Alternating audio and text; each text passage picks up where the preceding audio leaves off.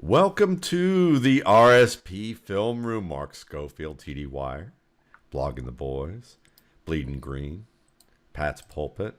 You pretty much, you name it, he's got it. And I'm Matt Waldman with my little pamphlet, the rookie scouting Little portfolio. pamphlet. My little pamphlet. You can buy my Somebody little put under the pamphlet. windshield wipers in the parking lot. They're pretty much little flyer. Yeah. You can make a paper airplane out of it, or you could basically fund the Air Force. I think Yeah, I the mean, you Navy build an and the entire Air Marines Force out with of it. it. Yeah, of paper airplanes. But you can find it for $21.95 at mountwaldman.com. Today we're going to take a look at a quarterback that I think probably the safest way to talk about him is that he's an intriguing prospect. He's probably, I would say, he's a compelling prospect in this class where it's considered a class that, by and large may not be as strong, at least according to, most, compared to other classes. Now the way that free agency quarterbacks rolling around for teams in need, we may find that this class, as Mark and I discussed last week, might work out because if the NFL decides to sit these guys, they might have a fighting chance. Yep.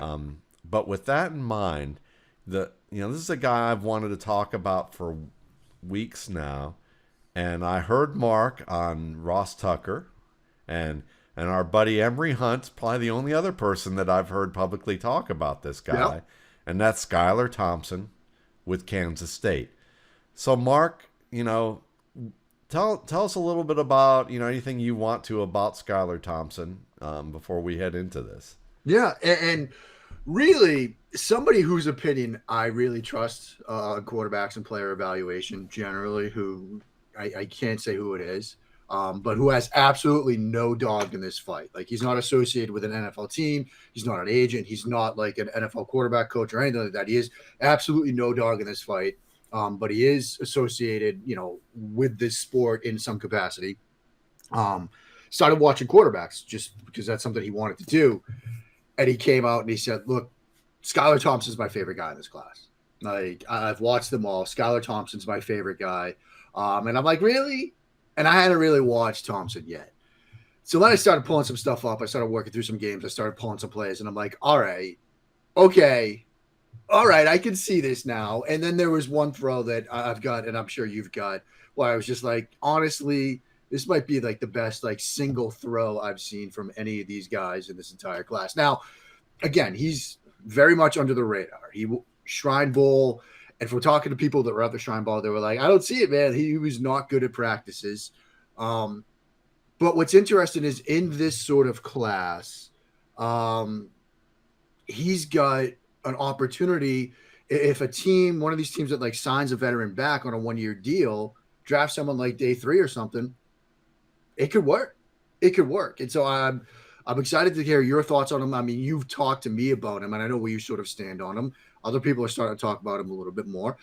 And I don't think this is the usual draft time cycle of we're bored, we're tired of talking about the guys at the top. Let's start talking about Nate Peterman, or let's start talking about Davis Webb, or let's start talking about somebody else because we're kind of bored with the guys at the top.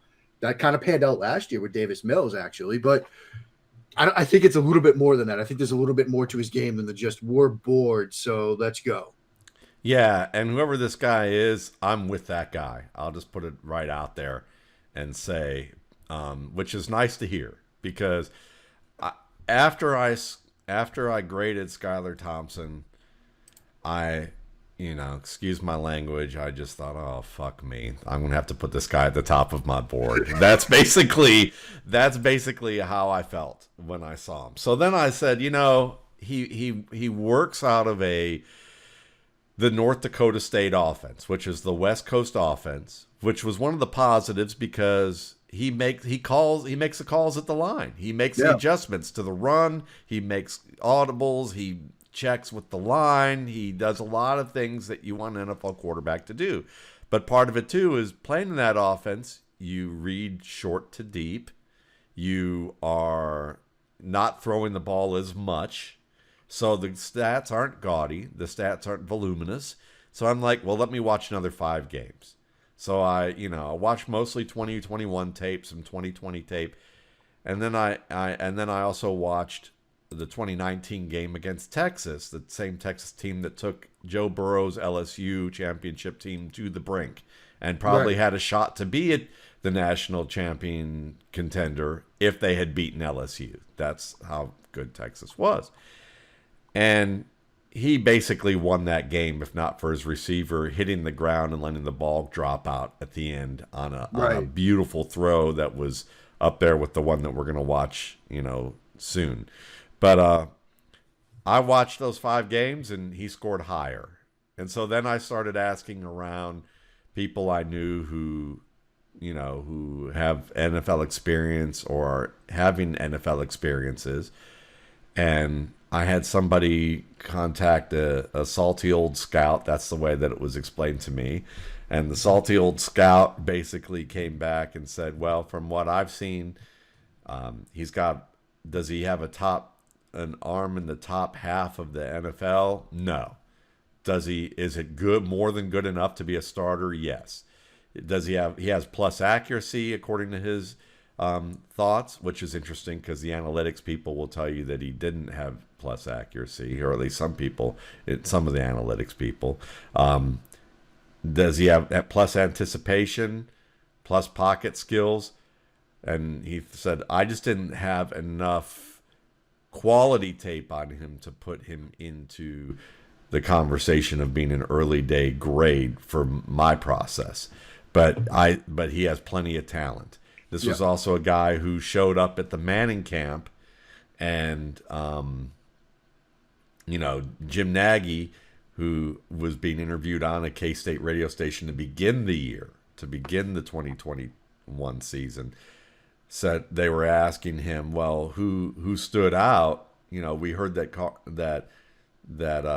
Skylar Thompson stood out the Manning camp. We said, yeah, came there a couple days later, asked the scouts, asked different people who were observing, and they all pretty much said to a man that Skylar Thompson was the guy standing out in the Manning camp, and that his arm was stronger than they thought it would be, including the fact that he had had a shoulder surgery, but that they were notably impressed with his arm strength, and that he was, I don't know if the word is lighting it up, but he was certainly having a strong camp.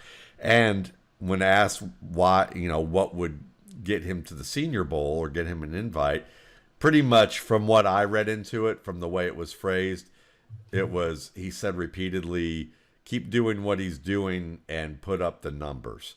And the numbers obviously weren't going to be there. So, Jim Nagy, part of getting the people there is getting guys who have numbers. Right. So that's where we're at. We're going to take a look at this guy. I'm excited because I think that quarterback is such a tough position to evaluate. We see every year, do we see anomalies every year? No. But every once in a while, there is what I would call the great anomaly. And it's, is this possibly the great anomaly? Odds are it's unlikely. Odds are that he's going to get picked in somewhere between rounds 4 to 6. He's gonna work as a backup, and then he's going to need a shot to get some playing time that may never come. Right. But based on what I see on tape and what we're going to look at, there's a reason to think that it could be more than that. Definitely could be a reason to be more than that. So let's get rolling. We'll start with Mark's tape here. And if you haven't seen these shows before, then, Mark and I look at this. We'll, just kind of talk about what we see. We haven't looked at each other's work yet. So this is our first time looking at what's going on here. And we see already a designed roll and a beautiful throw. That's 3-level flood off of boot action. You see it every Sunday in the NFL. And fundamentally on the move. Very fundamentally sound quarterback too. And that's, if you think back to the discussions we were having last summer, 2 summers ago even, about Trey Lance and the North Dakota State offense, it's sort of like, it's elements of it are where the NFL are trending. It's why we both said, even well before it happened, you know, he could work in San Francisco. Yeah. And that's where he ended up. And it's funny seeing him under center. I had an interesting conversation in Indianapolis with Nate Tice, who, by the way, standing next to Nate Tice is a perfect visual representation of the difference between a Division I quarterback and a Division III quarterback. Because Nate's like massive, and Right. I'm clearly not, as you know. But you see him with that sort of awkward stance, trying to get under center, and then sort of peeling out from that. That's an adjustment for quarterbacks. Yeah. Like, you know, if you look at him under center, you get that, you know, sort of awkward little crouch, and then you try to get fluid movement coming out from the center quarterback exchange, and he does it really well. A lot of these guys that have spent 98% of their snaps in the gunner and the pistol, they'll have to get used to going under center. Not that they can't do it, but the eye lines are different, and even the just mechanical footwork from getting out from under center is different and something you'll have to get used to. Yeah. And, you know, it's a perfect throw. Yeah. All right, so here we go. Oh, we got a little bit of action here. Looks like North Carolina, Oklahoma here. Yeah, I mean, I like this because open and left, sees the numbers, 4/3, doesn't like it, climbs, resets, gets to the backside one-on-one, hits the out route on time and rhythm. Yeah. Like a little herky-jerky with the mechanics, I mean, in the ball carriage, so to speak, but gets back to that reset really quickly. Yeah. Like sometimes you see when you like drop the ball a little bit, it's slow to get it back into a throw in motion, but he's quick with it here. And I love how he also at the last second resets his feet and his hips and sets that hallway right there. Yeah. Yeah. That's perfect. And to me, that's part of it is that like when you watch players, I think he has the best pocket presence in this class. And it's really good. Yeah. And a lot of it, and we're going to see a lot of examples of this, but you know, you have your classic edge pressure right here off the backside. And, you know, it is kind of herky-jerky there. And everything you said, nothing to disagree with there. I don't know how anybody would.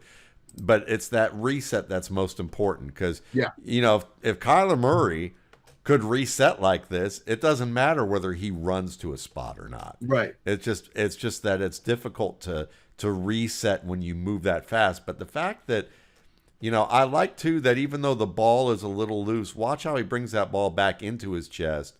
Yeah. As quick, you know, fairly quick. Yeah. I mean, that's the difference because with some guys, once it extends, it never gets back. Yeah. He extends, gets it back to the frame for ball carriage and ball security purposes, and then also for the mechanics of throwing this. Yeah. You can tell that and what you see when you say what's nice is you can say this is a lapse. Because as you watch more of his tape, what you'll see is that his feet really do know what to do. Yeah. And the fact that he has this quick lapse of like, I got to hurry through this pocket. And part of it might even be the front side pressure, feeling like I can't take my time here. Right. So, I mean, this is someone who I think does a great job of processing multiple points of pressure and moving efficiently when he needs to. And this was very efficient.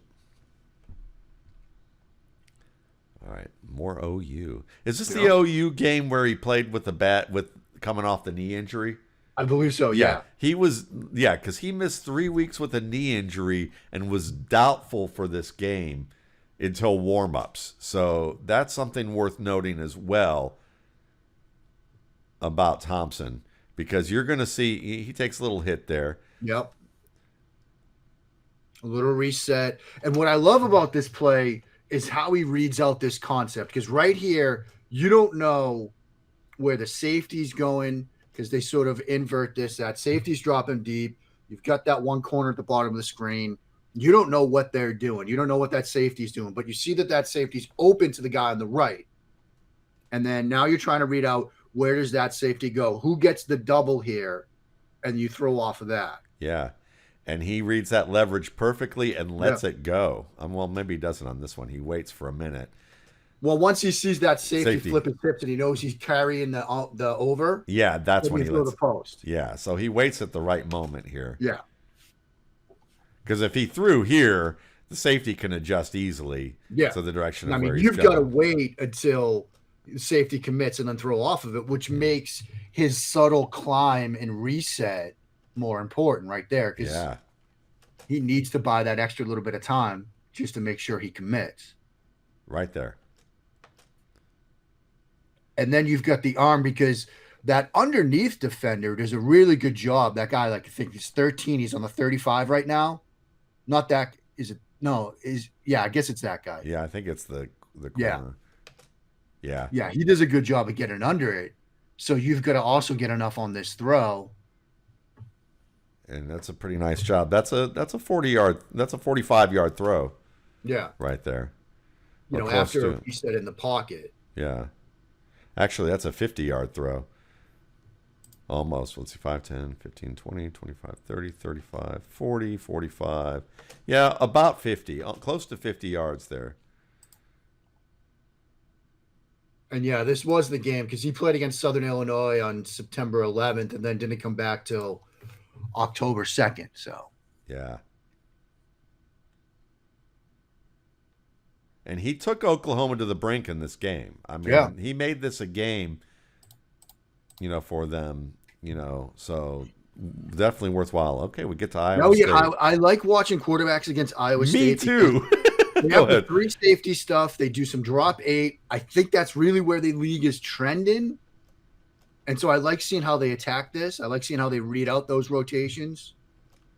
It's just a little throwback. Almost, it's not exactly leak, because, he's just running a post route from the slot. But again, move, flow to the right, throwback element on this post, hitch up and drop it over the top.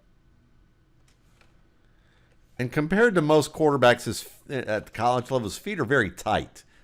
And I mean that in a good way. Like it's precise. He's, in terms of his setup, his throwing motion, it has the flow and precision of an NFL quarterback. Right, exactly.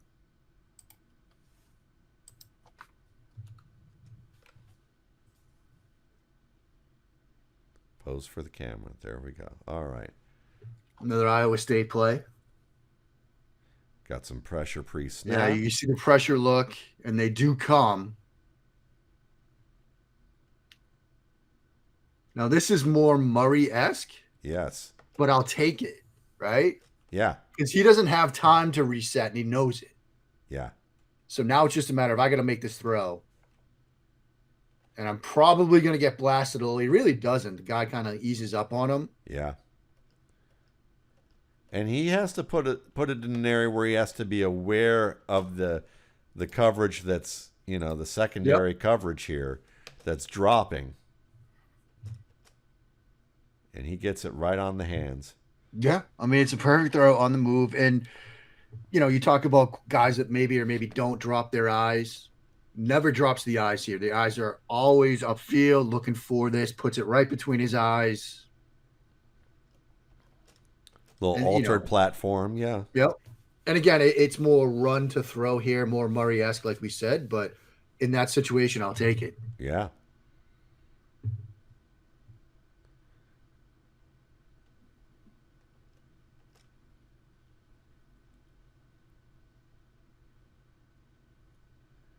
And I see a little creativity here. Initially all covered up. Slides, buys a little bit of time. Receiver does a very good job, but he has a good job too of identifying that in the scramble drill adjustment. And then drops this over the top, another deep ball. Yeah. And that's what's interesting is when I hear arm strength, it's not unbelievable. It's certainly more than good enough. Yeah. I mean, these are throws that Matt Ryan throws short. Matt Ryan that I'm hoping very much winds up where I'm wearing this hat. But, and if I were, I'm not Colin Cowherd. I wish Baker Mayfield the best, but I do. Yep. I can hear Colin Cowherd saying, "Ding dong, the witch is dead" right now. He must be a hidden Cleveland fan, but he must be. But yeah, definitely an interesting, situation here. And this is where, and honestly, this is a guy who would fit in Cleveland very well. Absolutely. I mean, look, if you're Cleveland, and it does seem like the Baker relationship is over. I mean, Baker penned his goodbye everybody letter already. And if you miss out on the guy that everybody seems to want to trade for right now, then maybe you go get Matt Ryan, but then you draft this kid on late day 2, early day 3. Yeah. Or if you miss on Ryan, which that's what I'm afraid of, because I've been hoping for Ryan. I think I've been mentioning Ryan since like October. And you end up with Jimmy Garoppolo? You end up with Garoppolo, and then you get this guy. Well, seems kind of eerily similar to what happened last year. Yeah. So, and you can get this. You could probably even afford to trade up a little bit with your loaded team that you have in Cleveland right now. That if you want to take him in round 3, which seems kind of early, but there may be some teams that like him. You can get a beat. Yeah, I mean, you've got a 3rd round comp pick at like 99. They've got a pick at 107 and a pick at 118. Like in the 4th round, both of those are 4th round picks. I mean, there's opportunities, there's windows to draft him.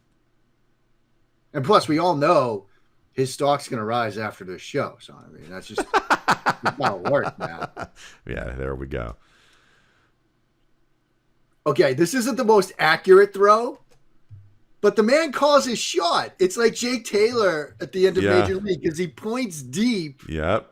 Because he knows he has that route break into the boundary and then throws that. Yeah, complete manipulation of the defense with a point. Yeah, right there. That's beautiful.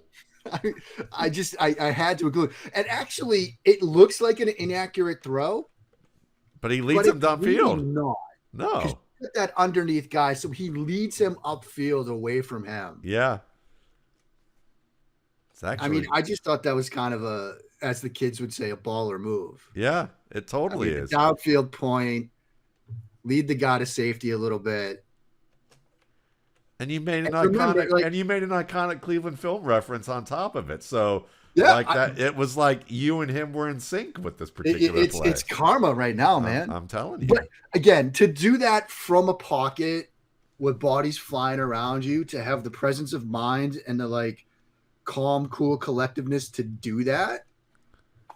Yeah. It's almost a giggle-worthy moment, Matt. Oh, I think so. I definitely think it's on that level.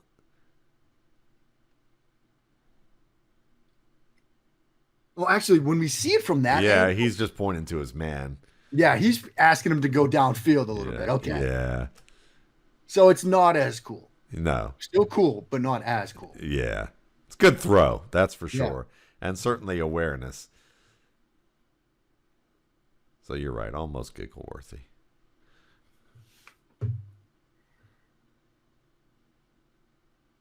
Another drop 8. Moving. Okay. But don't do this. Yeah. And this is a classic Mark Schofield interception. I can't tell you how many times in the leather helmet days I made this throw, because your eyes get bigger. Yeah. It's like, sitting down at the Brazilian steakhouse, your eyes a little bit bigger than your stomach. You think, I can make this throw, and you quite can't. Yeah. Like, and this gets to sort of like, not a lot of quarterbacks have this club in the bag. Very few do. So he doesn't have it. Okay, that's fine. If you're gonna not draft him because of mistakes like this, I think that's a mistake. Yeah, then you're not drafting Kenny Pickett. You're not drafting Malik Willis. You're not drafting Desmond Ridder. You're not drafting Carson Strong even. Yeah, I mean, this is a very difficult throw to make. Yeah, and this is something that I've seen in common with, that I have in common with you about Skylar Thompson, is that there are moments, and they're not a ton of them, but there are moments where when you watch him, when it's time to go off script a little bit, he'll get into hero mode, or he'll underestimate the coverage and overestimate his arm. Yep, that's exactly right. So, because again, this was, the leverage reads pretty clear. We're not going to see it, but you can see the tail end of the cornerback right here. When a cornerback's in trail like that and underneath, he can cut that off. Yeah. I mean, you've got to make a Herculean effort to get that over his head. It's an insanely tough throw. Yeah, there's a reason why Matt Stafford has that arm and was the number 1 overall pick. And And, Herbert and Stafford can probably make that throw. Mahomes probably might be able to Yeah, make that Mahomes throw. can make that too. Yeah. But we're talking, again, we're talking a list of guys. But, Matt Ryan, Dak Prescott probably can't make that throw. Right. But if you give them the offense, they can be top 5 quarterbacks statistically in any given year. And here's another one. Yeah, I mean, so I like the idea here. I like his thought process. He just kind of misses the throw. Yeah. Like opens outside to that vertical and then comes back to this bender. And it's behind because he's trying to account for the front side guy, but too much so. And that probably gets to the feel, the reps, and part of the reason why that scout you talked about earlier, talking about how there's just not enough to really say, but any sort of definitive nature. Like, yeah, he's the guy because he needs to have a better feel for that throw. Yeah.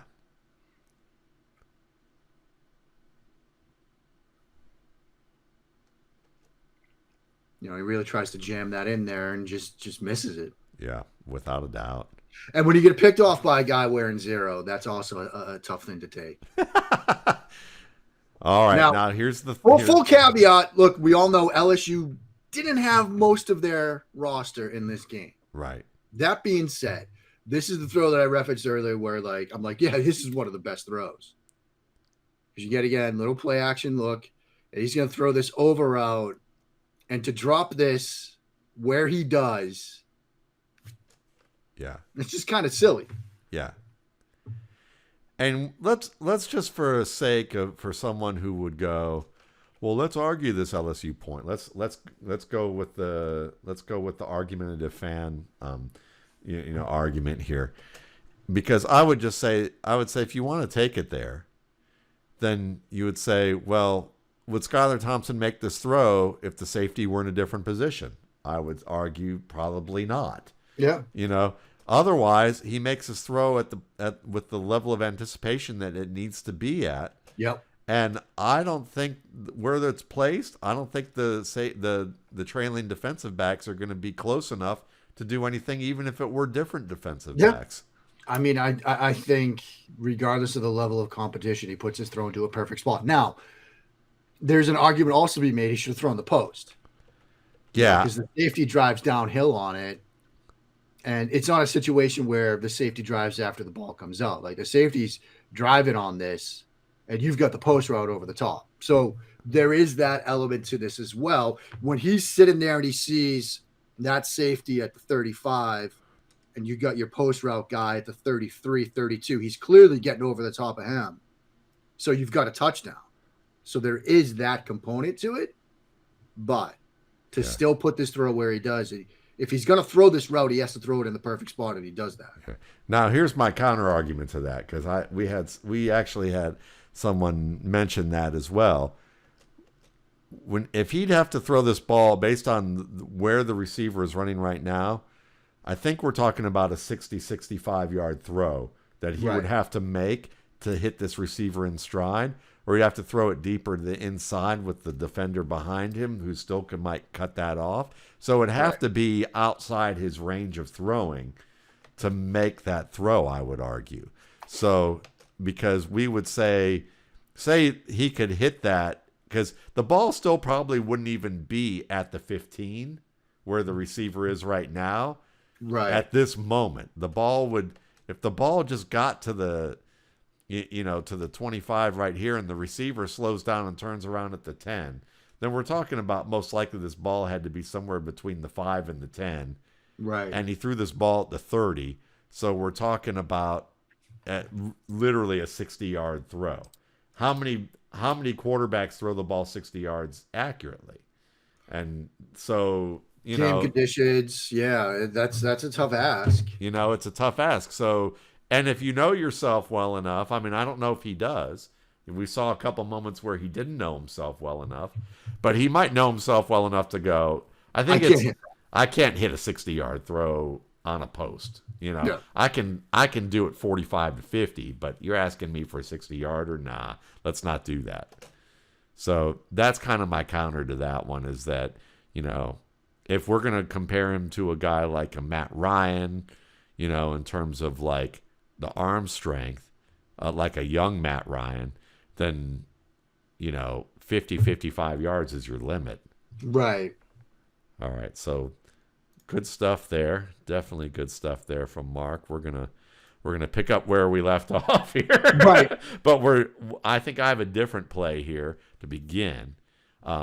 And this is more about recognizing pressure. You're going to see a twist, with inside pressure. And I think, what's interesting about him is he's going to have one point here. He works to his outside. I like the fact that he can make a man miss and then deliver a ball and take some contact. Yeah. To a wide open man. It's not pretty.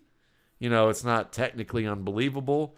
But he knows that the outside leverage by this edge man, he can't run into that. So Right. he tries to work to one side, but he already has kind of a game plan of how to set that up, or at least reading the second guy, and he's quick enough to get in there and get it to a wide open man. Yeah. And this is just one of those things, the feel in the pocket that I really like about his game, is that he can create in the pocket. And it doesn't seem to freak him out, but he has the athletic ability to create, with that inside pressure. And I think I'm either showing this again. I am showing it again. There we go. All right. So there we go. And we'll see it from one more point of view. And what I like about that is he knows he has trips right, so his better options are back there. Yeah. And he fights to get back to that side rather than just saying, "Oh, I've got to go left here." Yeah. And just another, let's see if we can get this back here. All right.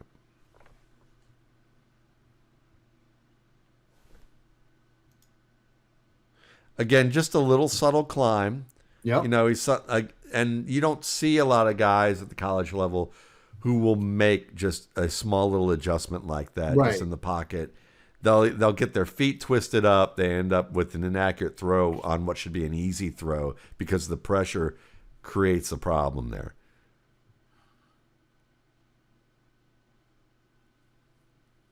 It's another one where he probably should have thrown this out of bounds a little further than he did. Yep.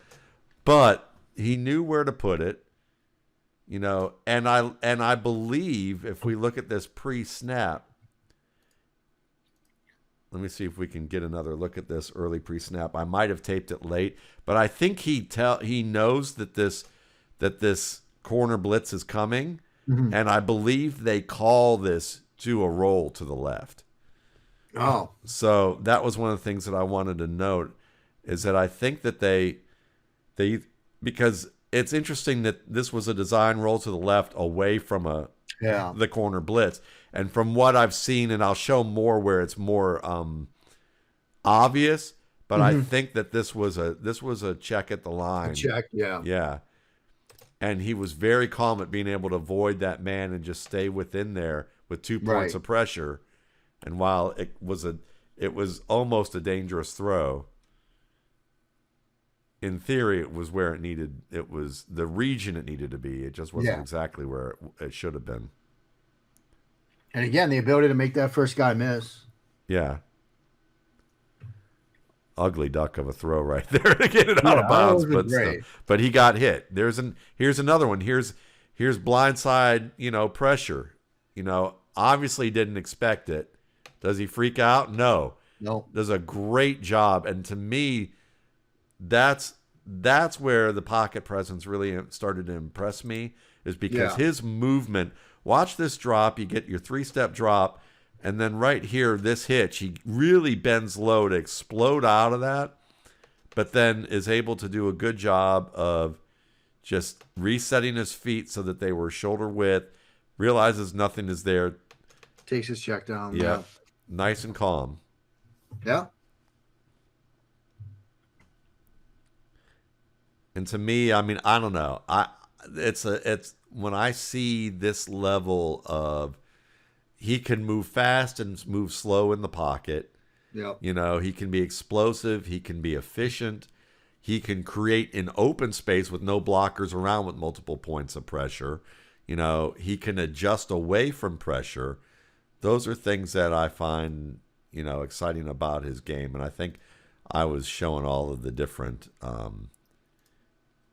you know, skills of being able to, make that little move Right. around. So I'll skip around with that. But again, I just think his pocket movement is technically advanced. Yeah, I think so too. Yeah. All right. So let's see if we can move forward out of this. There we go. We'll move back to this. And we'll start from the beginning with this particular play.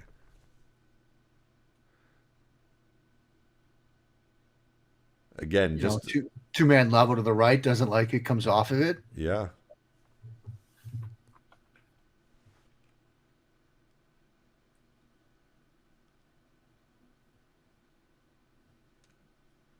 Can't escape them all. Yeah, exactly.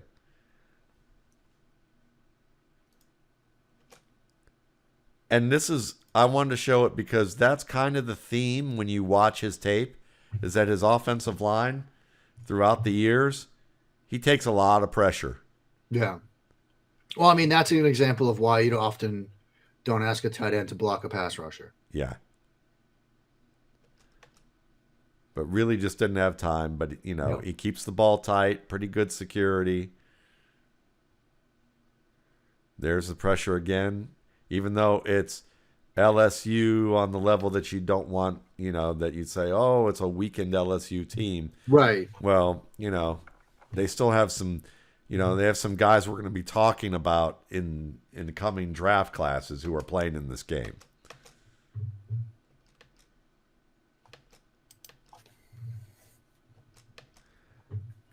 Not great placement on that particular. Right. You'd like a little more on that. Yeah, even though it got called in the favor of KSU on that.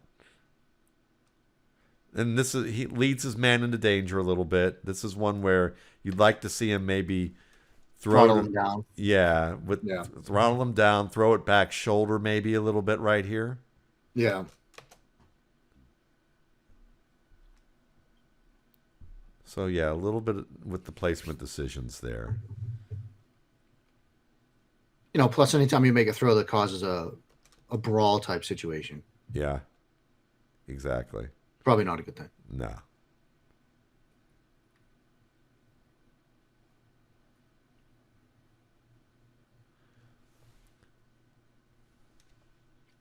Make a guy miss in space. I mean, that's a plus for quarterbacks. That's one of those +1 things Emery was talking about earlier this week, right? Yeah. If you get sacked there,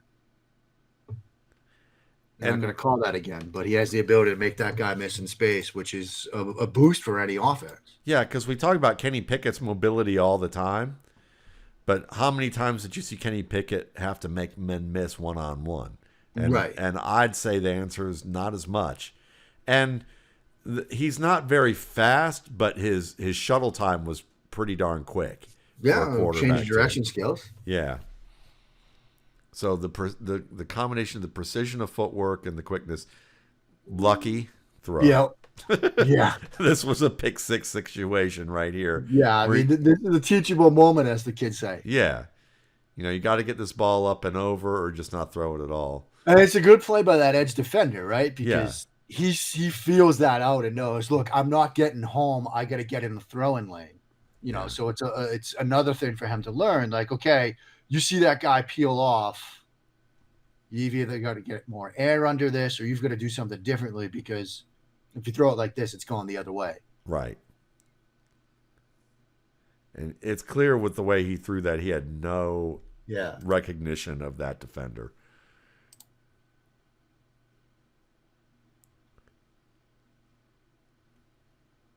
But again, quick solution. Yep. Interior pressure doesn't freak him out whatsoever.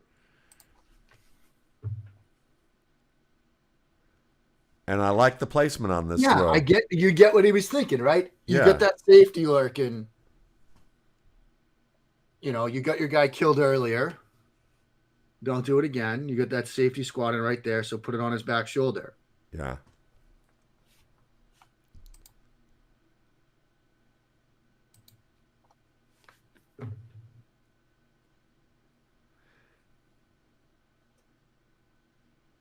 And that's a nicely placed throw with a good balance of patience, but still a little bit of urgency.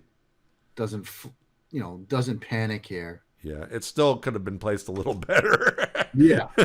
But again, you're seeing the idea of what needs to happen here. But I mean, he's got to get it up. Yeah. Because you're worried about that underneath defender.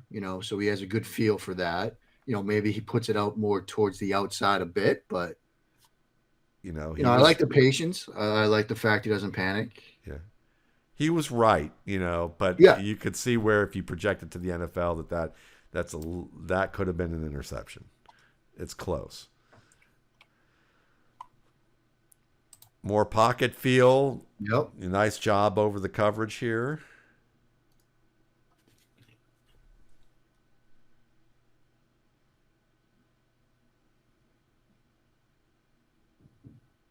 Obligatory hole shot. Yeah. We always include those.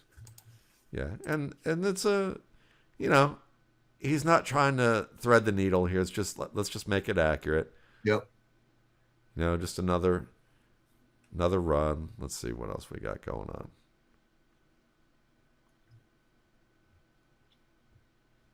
Looks familiar. Yeah. Yep. Beautiful throw. Yep. All right, now let's move on. We're going to see Oklahoma. A little bit of this.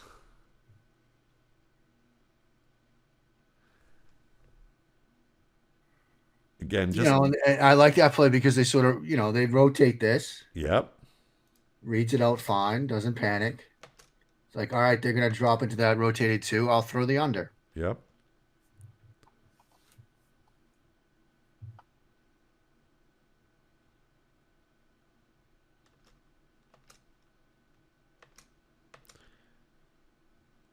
And to me, that's just pretty because you see a lot of quarterbacks where in theory they could do this, but they don't. And the fact that, you're going to deal with interior pressure in the thick of the pocket, you have to retreat, but you still fundamentally sound, lay that ball right in there. And what I love about that is he wants to throw the wheel. And I'm reminded of a Mike Leach clinic where he talked about, you could install the wheel route in your offense and your quarterback's going to throw it every time because he thinks it's going to always be open. It's not. Yeah. So he comes off of it. Takes the shot and turns second and long, it looks like, into third and manageable. Yeah. And the immature plays we've seen are immature plays that most top quarterback prospects we see make. Yeah. The plays that he makes that are mature are plays that you don't always see top quarterback prospects make. And that's what gets me excited about this guy, because it's one of those deals where what gets me excited about this guy is that it's one of those deals where he shows some things that you don't always see from top guys. And then some of the top guys you do. I mean, that's a nice little place throw. Yep.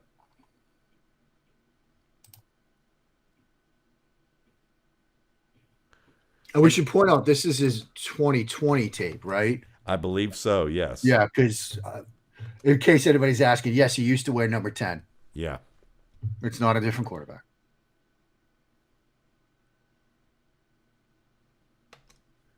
Takes the low hit there. Yep.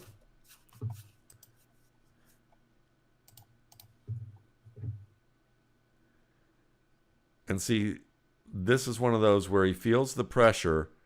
And this is one of the things I love about the pocket presence, again, because he's looking to his right.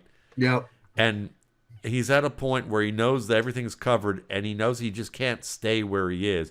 And he feels the color, but he, instead of like freaking out over the color like we talked about with Pickett or Bailey Zappi, this is one where he's just like, nah, I've got the move. It's just, let me just slide over. I don't need to rush it.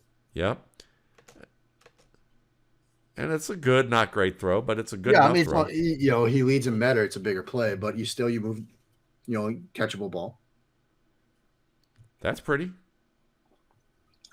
That will work. Yeah. That will absolutely work.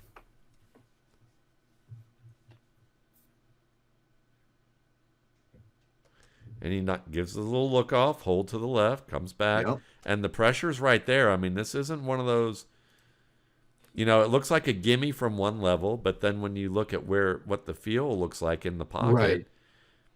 pocket, he knows he's dealing with pressure right here. Yep. And he's still looking off and holding the man when he's got to feel that. Yeah. And he comes back and turns around and is like, I'm going to do it. Yeah, I mean, he's very composed in the pocket, even when there's pressure and there's bodies flying around him, which is always extremely good to see. Yeah.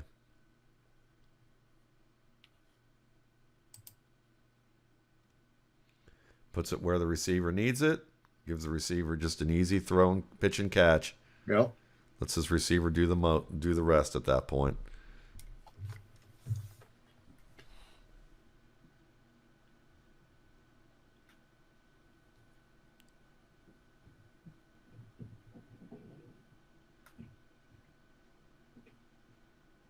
It just seems like there's just a lot of times where you watch him and it just feels like he knows where the answers are. Yeah.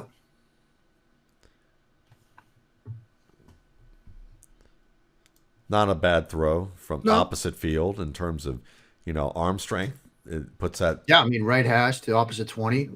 Yeah.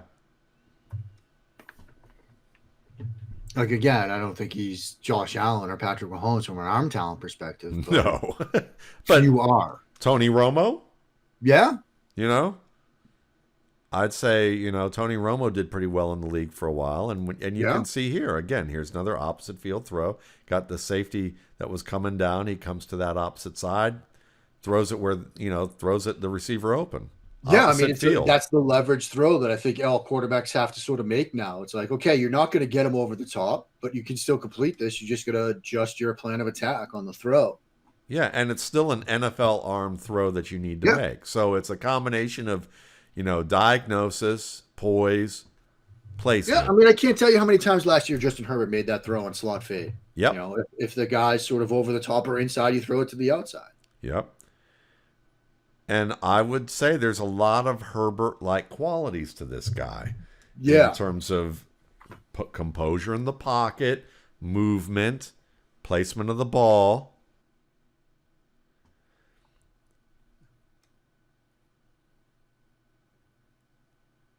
Got blasted there. Yeah. And this is a theme with him.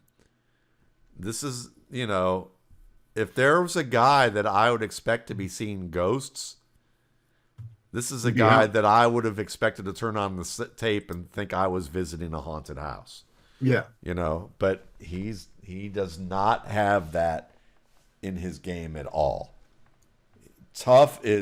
I think tough would be at the top of his resume bullet point. Yep.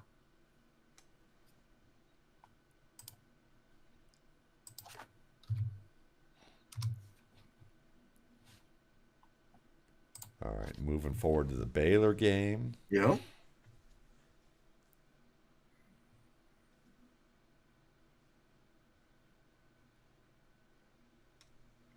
Again, decent placement under pressure, putting it where his receiver's going to have a chance to make a positive play. Yep. Get the interference call, and then, multiple reads and that placement on that throw. Where else do you want it? Yeah, I mean, that's the only place it's going to get caught. Yeah. And with pressure in your face. Yeah.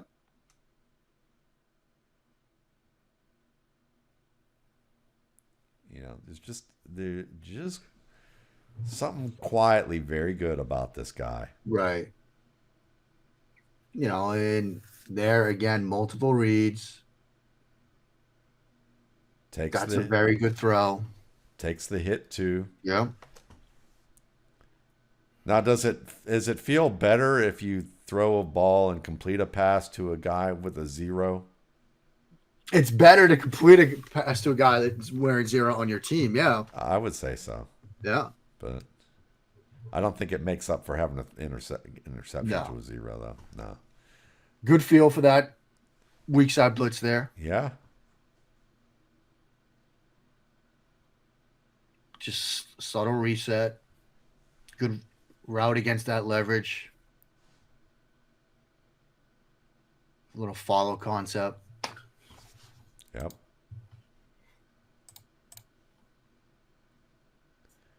And it's just the timing's great. Yeah. You just see it over and over again. Is that when he needs to slide, he slides. It's not a step late. He's you know this little outlet, just again taking the hit, sliding Yeah. to his right or his left, being able to throw on or off platform. Placing it where it needs to be. To me, it's just like this is what Dan Marino talks about is like, I don't care about pro days unless you gave me a pro day where you could give me this type of stuff. Right. Have him throw the ball from all sorts of angles that aren't anticipated. Now, Dan Marino's trying to tell you how do you find the next Dan Marino, Right. as opposed to, getting the court. I thought that might have gotten tipped, but it didn't. He just Yeah. overthrew it. The idea was good, but the execution was not on that. Yeah. But again, smart to throw the ball away. You can see that he's not where with Josh Allen, when you watch Josh Allen's tape early in his career, Josh Right. Allen never threw the ball away. Almost Yeah. never. Whereas with Skylar Thompson, while he has some hero moments, he often throws the ball away. So to me, when I see a quarterback who often throws the ball away when he needs to, that's a positive. Again, putting it where only, This guy's got a shot. yeah, maybe we can draw a penalty. Yeah. And this was one of those plays where I believe we see, let me see if, I believe we get to see one where I believe was a check. There Yeah. might have been a couple that I didn't get fully, but let's see if this was one of those.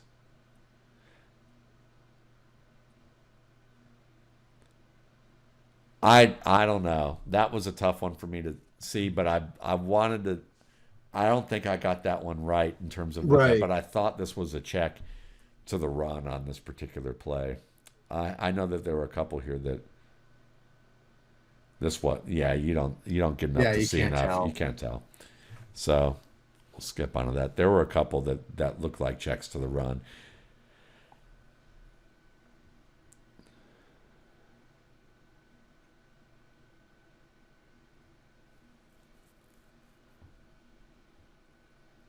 Another good job escaping there. Yeah.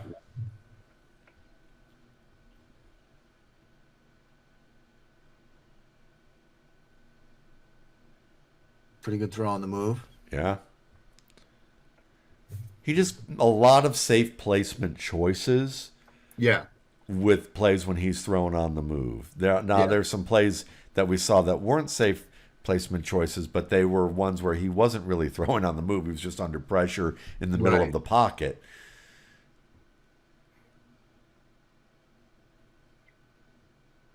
Just find a way to get it to your guy. Yeah.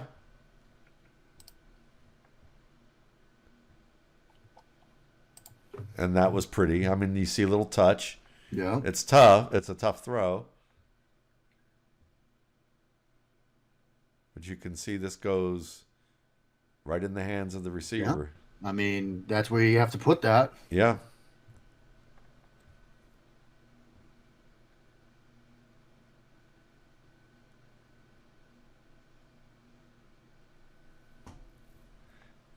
And when I think to me part of it is when he's making some of these riskier choices, there's still logical placements. Yeah. So I can see where someone might look at him and go, well, he's not very accurate. But then when you look at some of the context of where accuracy is, and I go, I think he's more accurate than you realize. Right. Again, just finding a way to get it to your guy. Yeah. And this is, I think, when a lot of people are like, well, he's got moxie. He's a gamer. If you really start to break things down granularly, you can define what gamer and moxie is. Right. And he's, all the things we're showing is what people say, moxie and gamer is. Yeah, the ball, he just finds a way to just, get it out there. All right, so let's see. This is TCU.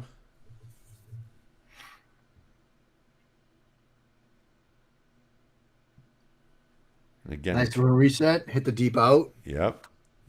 Has to get it, pretty well placed. I don't know if this is one of those layered throws. Let's see. He has to get it over that Somewhere underneath. into it. Yeah.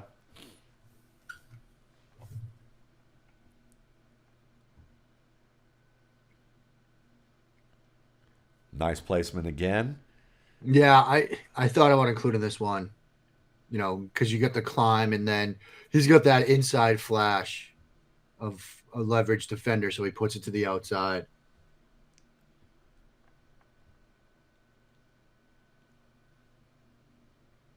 And that's a nice version of the calm climb that you want to see.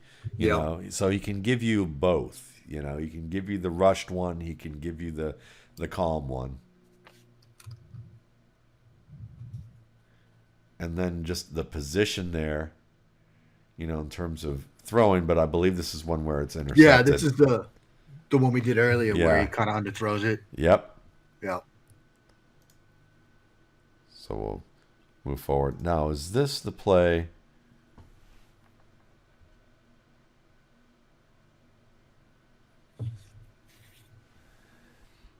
Yeah, I don't know. There were a couple on here that's when I wanted to look, and I just probably didn't do them in time.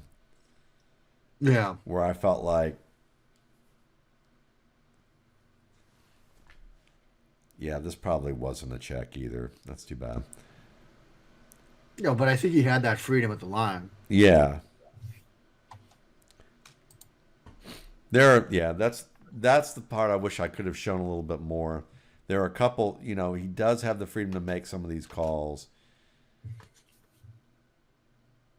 Another good throw here, though. Yep. Yep. Good balance. Good footwork in the pocket. I know you said earlier he's very clean mechanically. You see that there. Good bounce. Good, on the balls of his feet.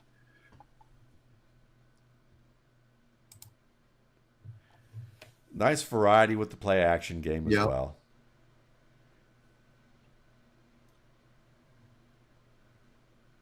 And when he has an early opportunity, he just gets the ball out. It's just, it doesn't have to be perfect, but, if it's a wide open receiver, he'll throw it a little bit behind. Still taking a wicked shot. Yep. And still has that ball in a place where it's catchable. And it's layered.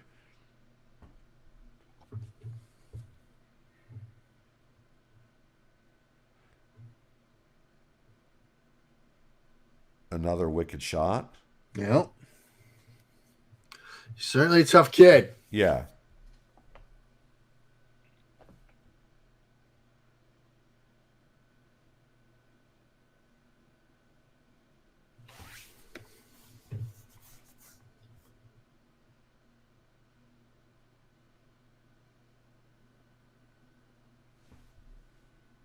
All right.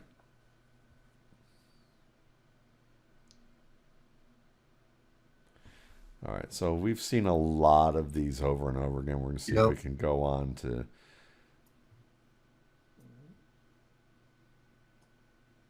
Let's see if we can move on here.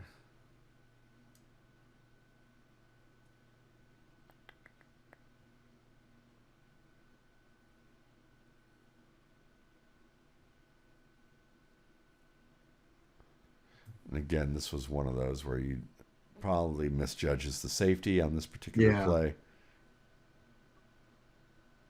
That should have been Yeah, that should have been picked. Yeah. So you can see certain situations where it's like going across the field. He's got to be better with some of these particular situations. But again, red zone, I love his red zone game. I think I've seen one play where it was a really bad mistake in the red zone, but there's a willingness to fit that ball in. Yeah, and I like the trajectory on these throws down near the goal line. Yeah. Dropping them in where they need to be with a decent amount of touch. Yeah. Opens left, comes right. Good throw, good read. Yep.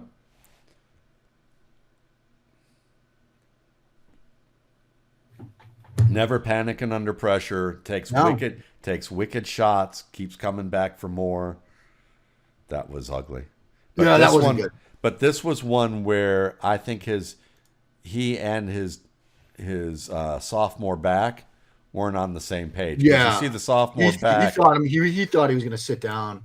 yeah, and the receiver continues back to the inside here. He thought, yep, And that's usually like coaching point on those routes. You know, you don't flash your eyes until you're ready for the ball. He flashes his eyes and then moves. yep, And that was a nice throw, because remember earlier, you know, we saw that LSU play. yep, Obviously, this was earlier in the season, but that guy peels off, but he has the right trajectory for it. yes.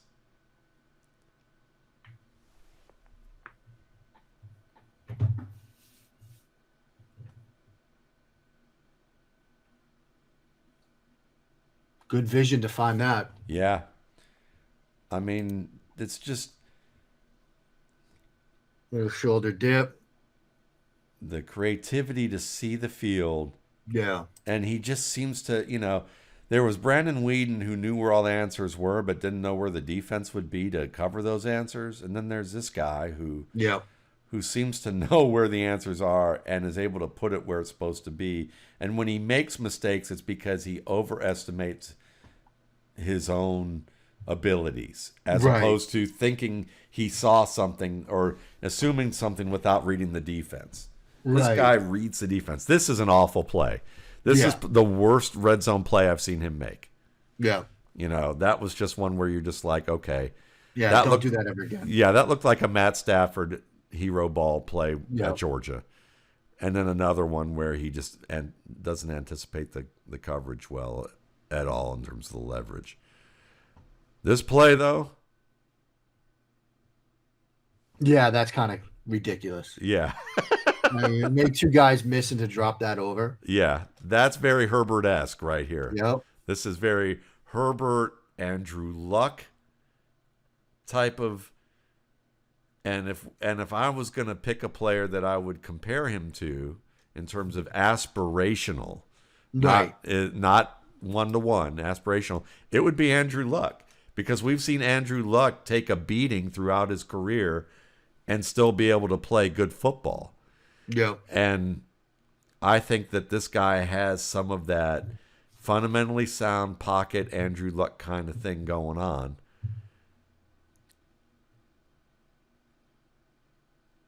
We saw some of this. We've seen, the Stanford game. Yep. So. Could throw on the move. Yeah. Again, little trajectory on it, but puts it in a perfect spot. And this is Texas 2019.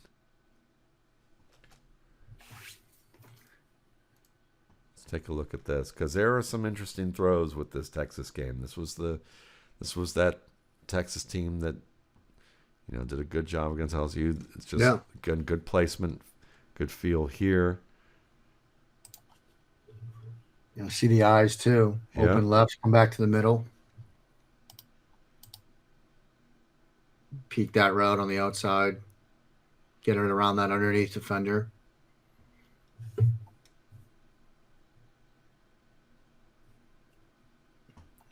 That's not an easy throw. Nope. No, siree.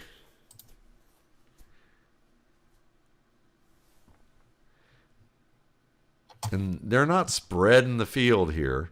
Right. In those situations. So he's going to have some pressure usually. I love the footwork on that too. Yeah. And then this play at the end of the game. This could have been the game winner right here again in Texas, 2019. This was the play. If 83 Dalton Schoen catches this ball, they upset one of the better teams in the nation. With pressure in his face. That's your too high trail defender. He's a statue defender. Hat tip Quincy Avery. Yep, there we go. That's where you put this throw. Yeah. I mean, I just got done doing a quick thing on CJ Uzama, and remember that throw that Burrow had against the Raiders on that same exact route, just coming from the right side. and everybody lost their minds about it. Well, here it is, just on a Yeah. Saturday. Yeah. Skylar Thompson, Kansas State. No, No one's talking about, well, well, no people are one, talking. people are talking about him, but, there you have it. Yeah. That's our look at Skylar Thompson. Um, let's see if I can get ourselves out of the share here. There we go. I like him. Yeah. I mean, we're going to have different ideas of where we want to take a guy. Right. I think it's safe to say, I have him, I have him number one. I have him number one by a fairly big margin. And how I've written that up is he's in what I'm going to call the anomaly tier. Yeah. Which is odds are I either missed on this guy on my scoring, and I'm just can't give you a reason why right now, or just based on my experience of scoring guys. This is someone who scored out very well and is worthy of an opportunity to get to be developed. Yeah. In the NFL. And I think that at the very least he's that. So I'll be advising people, look, you're not going to want to reach for this guy in any way, Right. shape, or form. But I also think he's somebody that pay particular attention to his landing spot and the circumstances around the quarterback position within that organization. Because I talked to somebody else about him who said, look, I can't imagine him going early. But if hypothetically, the New Orleans Saints, who, yes, we're recording this on March 17th, happy St. Patrick's Day, who they just cleared a bunch of cap space, and there's a lot of speculation about what that might mean. But say that does not come to fruition, and New Orleans is like, we're going to bring Jameis Winston back on a one-year prove-it deal. And then they draft Skylar Thompson. That's a situation where I'm going to pay critical attention to that, particularly if it's in that sort of late day 2, early or perhaps more likely earlier day 3 kind of range. Yeah. Now, if it's a situation where he slides to I just got the Browns picks up in front of me because we were talking about them earlier. If he falls to Cleveland at 224, their final pick of the draft in the 7th round, it's probably a bit more worrisome. Exactly. But if he's in a situation like that where there's a veteran quarterback on a prove-it type deal and he's added earlier on day 3, take serious note of that. Yeah. I think rounds 3 to 5 are where you can feel some optimism. Obviously a lot more in rounds 3 or early 4. Right. But if it's late 4, early 5, then you depend more on the team and the situation in front. If you've got, Matt Ryan or an aging veteran, right, or a prove it year veteran on that team as the starter, then yes, Skylar Thompson you need to pay attention to this guy. Yeah, but I mean, if he lands in Kansas City, then or good luck. Los Angeles with the Chargers, then all right, exactly. maybe we're gonna have to wait a while, and he's gonna have to do it somewhere else. But that might tell you where we're going. That's okay. But if he lands where Baker Mayfield's going, or no, I'm kidding. But but if he does land in a situation where the quarterback is kind of shaky, then it's going to be fascinating. I just think this is a good example of the type of player that, the stats aren't there for him on the level that's going to gain the national attention through the media. Right. He was a top 10, I think he was, or no, he was the 11th ranked dual threat quarterback coming out of high school, which doesn't tell you a ton, but it does give you an idea that he was considered a good prospect. Yeah. And so when you have the layers of the Manning camp, performance, could he be Bryn Renner, and we never hear from him again? Absolutely. Maybe. Yeah. I mean, I remember what did he hit? 62 on the gun at the combine, and people were like, maybe we should be paying more attention to him. And then yeah, there he goes. Yeah, exactly. But but yeah, I mean, the guy, he actually performed well in the Shrine game, even though Yep. no one won. They're like, he wasn't paying attention worthy in the practices, but neither was Russell Wilson at the Senior Bowl. And So I remember a guy that was really bad during Senior Bowl week, then went on to be MVP of the game, Dak Prescott. Like, yeah, maybe some guys just kind of, you're throwing to new receivers, you're learning a new offense. Talking to some quarterbacks, like we talked about Carson Strong, and he was saying that like Combine week is easy compared to the Senior Bowl because you're learning a new playbook and you're throwing in new guys. So maybe this is just a situation like that. exactly. And Dak Prescott's another guy you could probably comp this guy to and say there's some Dak Prescott in him in terms of moving around the pocket, making the tough throws, in terms of, under pressure. Yep. So he's got that kind of feel. Prescott's very good in the pocket, Yep. So there's some guys you could look at and say there's a little Prescott, there's a little Luck, there's a little Herbert in terms of some of the positives that you can see for him to aspire towards. So yeah, and pro style offense should get off the ground fairly well. Yep. If he, I would imagine this is a guy that will impress during preseason action. Yeah.